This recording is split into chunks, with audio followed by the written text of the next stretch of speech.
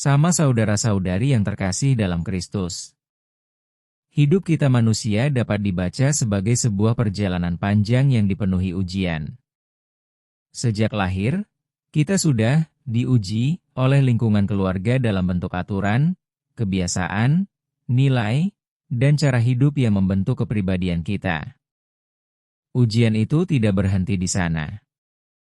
Ia berlanjut di sekolah dengan tuntutan disiplin dan prestasi, di dunia kerja dengan tekanan profesionalisme dan integritas, serta dalam pergaulan sosial dengan godaan kompromi dan pencarian pengakuan. Namun, seringkali kita terjebak memandang aturan sebagai beban, bukan sebagai kompas. Kita merasa lelah karena menganggap hidup hanyalah soal mematuhi tumpukan aturan yang mengekang. Dalam Injil hari ini, Yesus tampil bukan sekadar sebagai pengajar moral, tetapi sebagai guru yang sempurna. Ia tidak hanya memberikan aturan, melainkan menyingkapkan hikmat di baliknya.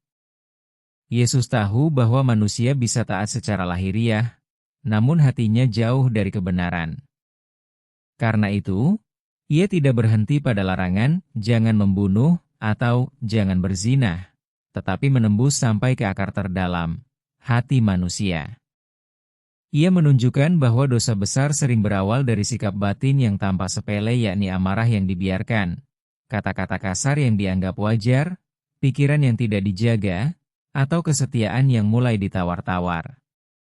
Yesus merangkum seluruh hukum Taurat dalam satu pusat gravitasi, yakni hukum kasih. Kasihilah Tuhan Allahmu dan kasihilah sesamamu manusia. Bila kasih ini sungguh hidup, kejahatan kehilangan tempatnya.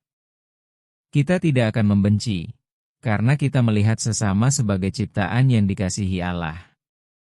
Kita tidak akan merendahkan martabat tubuh, karena kita sadar tubuh adalah anugerah, bukan alat pemuas ego.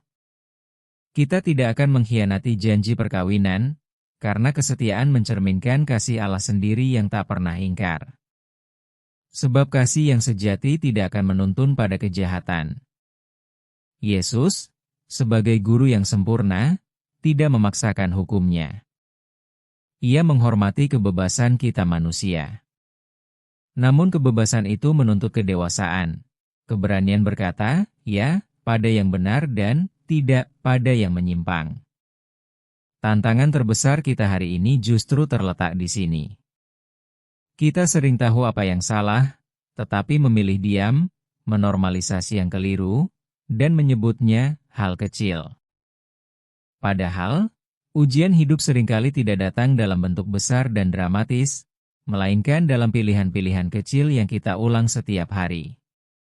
Karena pada dasarnya, lawan dari kasih bukanlah kebencian, melainkan ketidakpedulian.